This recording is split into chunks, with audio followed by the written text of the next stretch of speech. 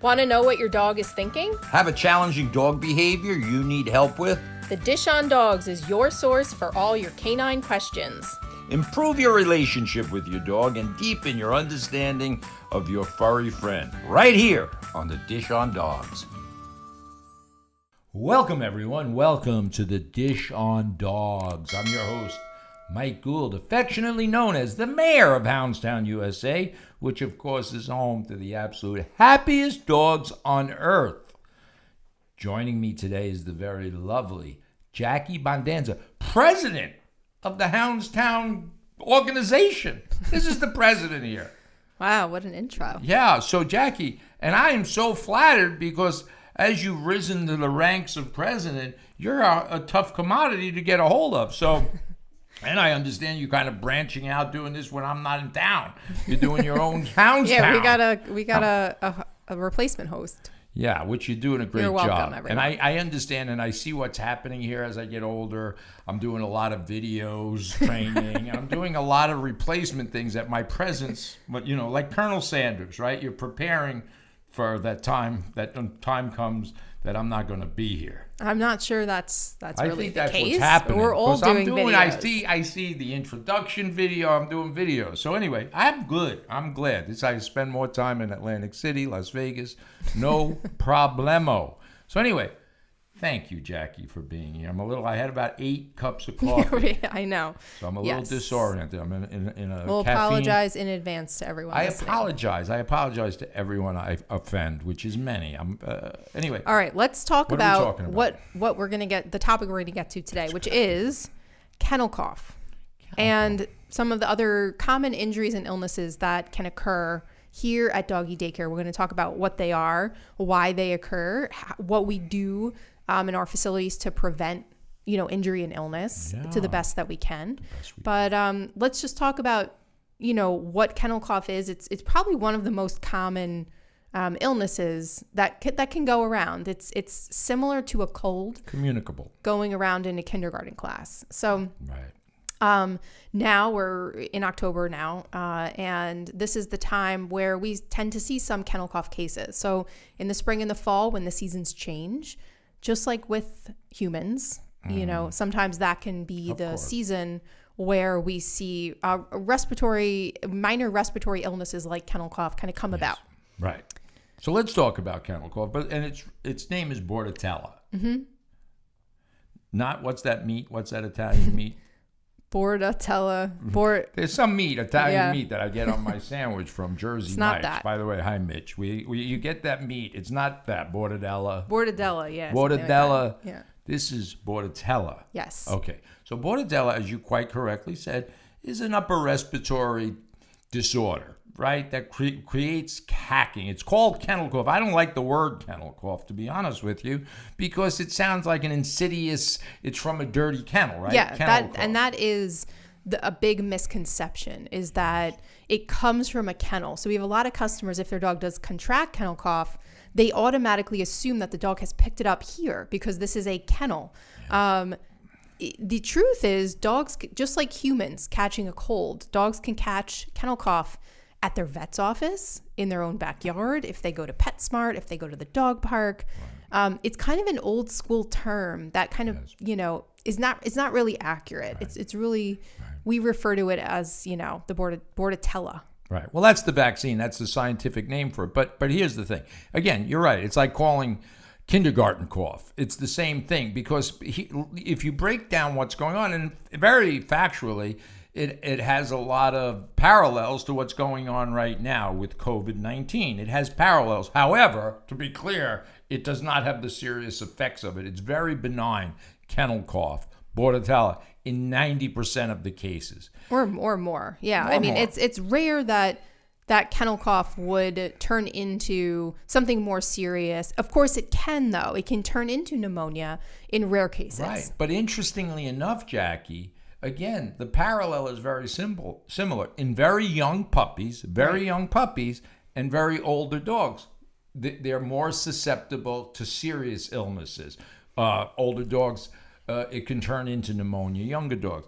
But the vast majority of cases, it is benign. And it's diagnosed and it's communicable in the sense that now we're entering into kennel cough season. Guess what? We're entering into flu season for children. So when all these little bratty kids go back to school, are they even going back? Are they letting these little snot noses back yet? Yeah, okay. They're back. So now when they go to school, they haven't, and very frankly, kids, this little era, the last 6 months, they haven't been socializing, children and dogs to a certain degree. They haven't been socializing the way they should. So therefore their immunity, or now we talk about herd immunity, that's a common phrase, they haven't developed it. So they come to an environment that's different than their own. Right? So kids in kindergarten come and there's all kinds of colds going around. And if you don't have a hardy immune system, you catch it. And children don't have a hardy immune system, nor do young puppies. Right. So, yeah, every season we do see some dogs that get kennel cough. Usually what happens is a dog will bring it in. The owner obviously doesn't know whether the dog's here with us for boarding or daycare. Sometimes this dog will start to exhibit symptoms of kennel cough while they're with us. Sneezing, hacking, coughing up phlegm. Our staff is trained to immediately identify any of those symptoms in any dog and to separate the dog and to call the owner and to let the owner know. And that is absolutely all we can do. So we have no way of knowing in our facilities when a dog has a respiratory illness like kennel cough. Right. We can only know when they exhibit symptoms, and we can only tell if a dog has symptoms when they're with us. So we can't account for how the dog came in or how the dog was 2 hours before arriving for his 10-day vacation. So I think the other misconception is that kennel cough can come about because of a lack of cleaning. And the truth is, just like a cold or the flu, kennel cough is airborne. So there's no amount of cleaning floors and walls and spaces that are going to completely eliminate an airborne illness traveling around the air. And of course, we clean and sanitize multiple times throughout the day with pet-safe disinfectant.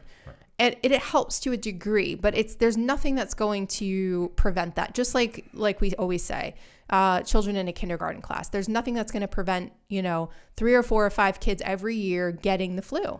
Right. It's aerosol, like you said. So it's airborne. It's transmitted through aerosol spray, and it dissipates in the air. So as you said, obviously our core, our foundation is keeping clean facilities, but that in and of itself doesn't kill Bordetella. It doesn't get on your clothes. You can't bring it home. So these are misconceptions of it. So the trick is to identify what it is. We also have in place, and again, this is really pertinent because this is what we're doing now. We quarantine the dogs, meaning if your dog has to go to the vet because there's an incubation period. So if Jackie has a cold right now and she sneezes on me, I'm not going to show symptoms of that cold if I'm susceptible to 3 or 4 or 5 days from now. So we insist that the dogs quarantine at home before they come here from a vet visit. Is that correct? Well, yeah. So you're saying anytime a dog visits a vet for any reason, because of the likelihood or the increased likelihood that a dog will catch kennel cough or any other respiratory illness and transfer it to our facility, we ask that they wait a minimum of 7 days before coming in. Now that can cut back on the chances of them bringing in something like kennel cough, but it doesn't eliminate it completely because a vet's office is not the only place where a dog can pick up kennel cough, right? Completely right. But I think the key point to make, and again, is the incubation period. You don't catch something immediately, whatever the communicable disease is. It takes time to work through your body before you show symptoms of it. So so we insist on it's a precautionary measure.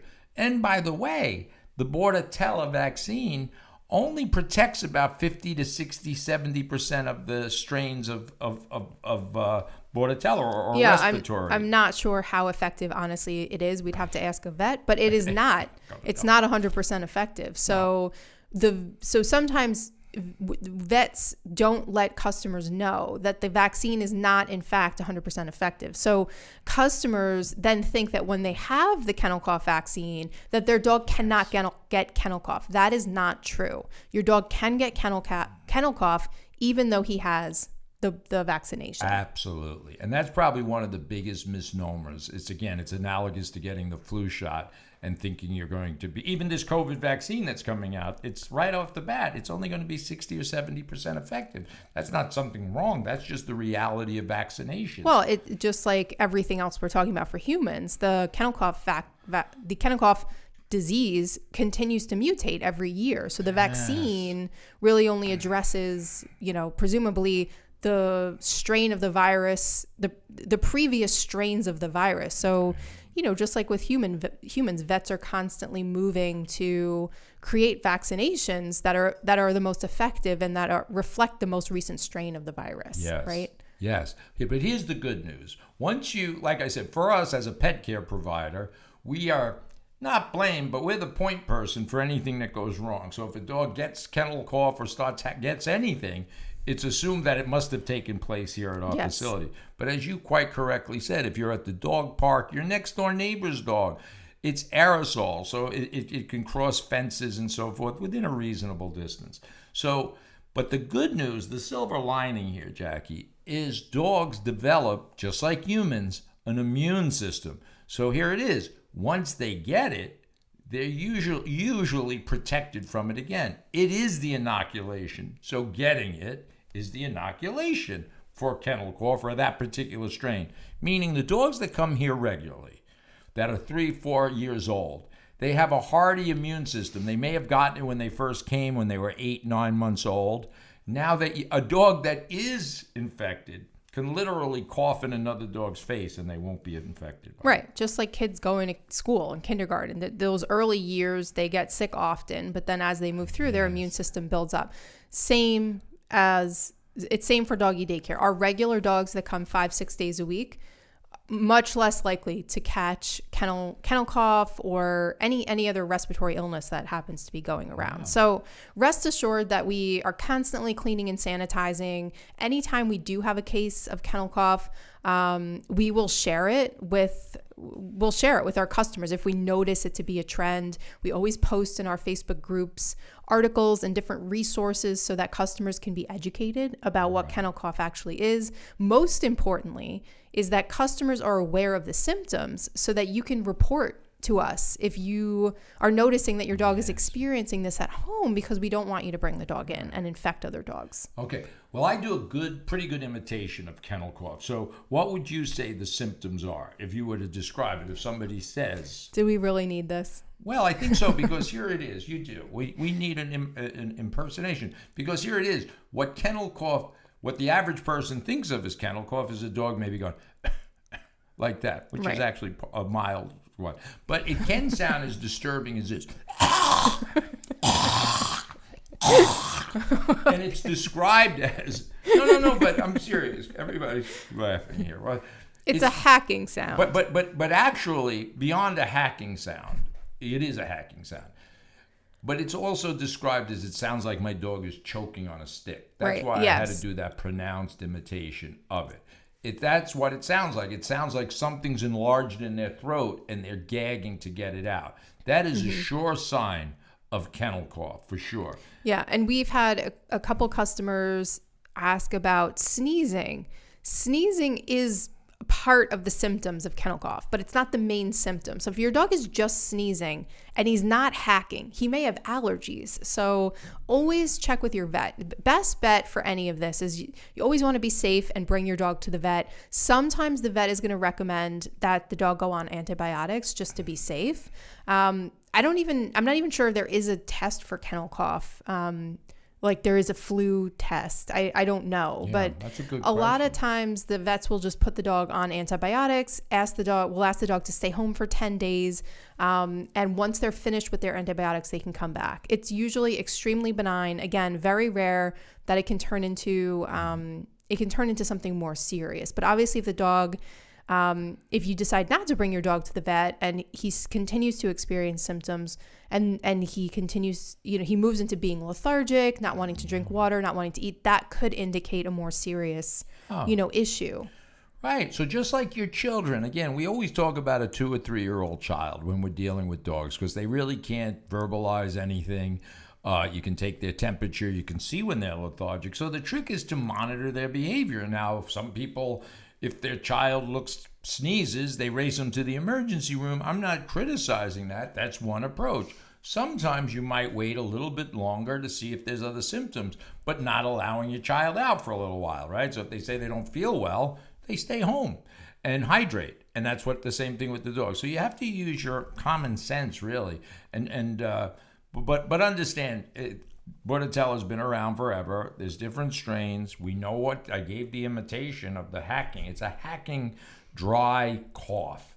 And you'll know it when you hear it. It's like flatulence. You may not be able to describe it, but you know it when you smell it. Is that a good? This is so bad. Getting off topic. All right, I'm sorry. So the other things, what is there anything else you want to talk about, Jackie? Well, that's really the main one. I think it's important just that everyone's educated on what kennel cough is and the signs to look for as we're entering what we call kennel cough season, and just know that there's not really much we can do about it except to follow our processes and our procedures. Right. And our staff are very well trained to identify when they see a dog with potential symptoms and let the customer know. We want the customer to make the decision, especially if their dog's here for boarding with us, whether or not they want that dog to go to the vet. Usually we recommend that just to be safe. Right. Definitely isolate the dog from other dogs. And this time of year, that's the other reason, we're starting to be indoors, the window's closed. So one of our things that we do at Hounds Town is move air around. That's probably one of the biggest contributors to maintaining a safe environment. Obviously physically clean, but moving air around, and meaning windows open as much as we can. We use fans and air exchangers in almost all of our facilities to move air around.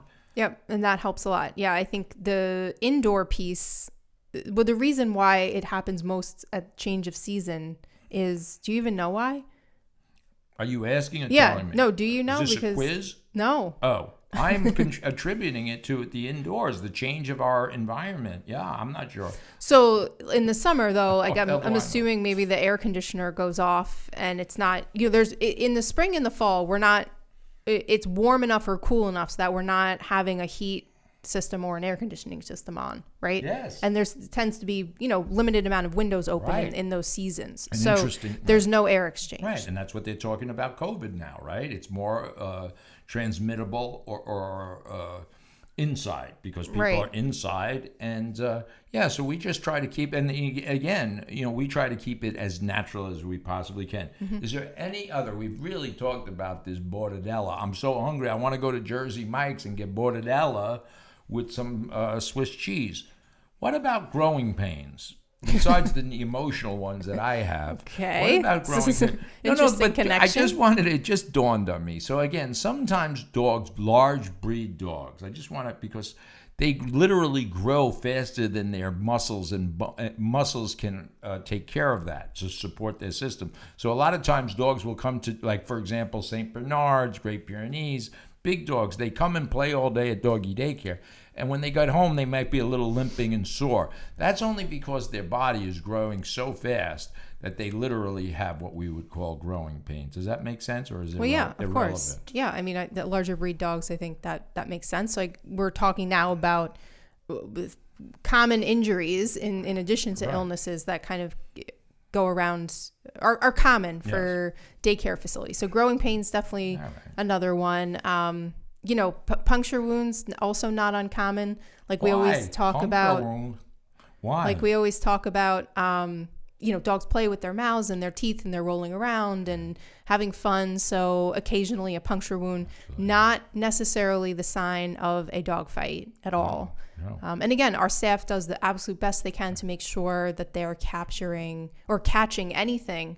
And obviously letting customers know when they see something, but we miss stuff, especially on a long-haired dog. So all of these things are just good things to take into consideration when you're signing your dog up for, interactive play. Of course, just like soccer, football, any games, any mammalian sports we play, wrestling, mixed martial arts, jiu-jitsu, football, all these things are mammalian sports that humans do, right? We chase a football, bring it back to our den, all of these things are what humans do. Dogs do the same thing, and of course they're going to get hurt. Their mouths have four canine teeth, two on top, two on the bottom.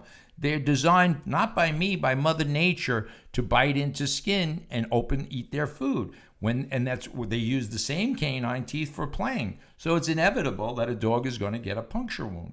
Right. I think so. Collectively, these are the inherent risks of signing your dog up for doggy daycare. Right. It's like sending your child to football camp. Soccer. Because of the nature of the interaction, there's an elevated risk that a dog is going to get a minor injury or illness. But rest assured, we're on top of it as absolutely best we can. Our staff is very well trained. They're trained in CPR, doggy CPR, and we do the best we can. Not only do we do the best we can, we do the best available. That was what I'll tell you. Hounds Town USA, just by virtue of taking care of 2 million dogs, 2 million visitors, Jackie, we do better than our competitors. I would say, Period, I would end of agree story. with that. Well, the statistics, we don't even have to this is a statistical fact. It's not theoretical. It is not theoretical.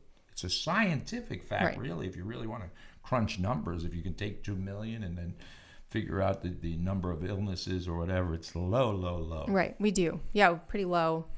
Pretty low rate of injury and illness, and that's due in part because of our cleaning procedures, our safety procedures. We're very big on kennel safety, and we keep our groups small and specialized, so that helps. Small and specialized. All right, we got to go.